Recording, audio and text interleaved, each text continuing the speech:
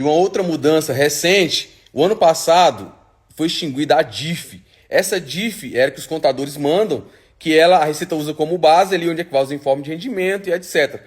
E aí ela passou a se usar como base a REINF, é uma outra declaração que nós mandamos. E por ser o primeiro ano teste, esse ano, muita gente vai cair na malha fina.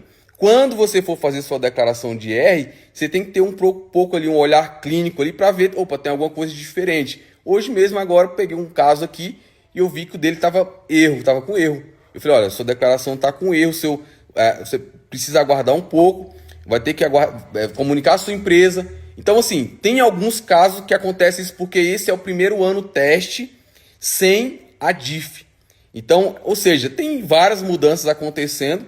E então esse ano eu acredito que a Receita vai bater o recorde aí de malha fina. O ano passado foi mais de 3 milhões de pessoas na malha, esse ano vai ser mais.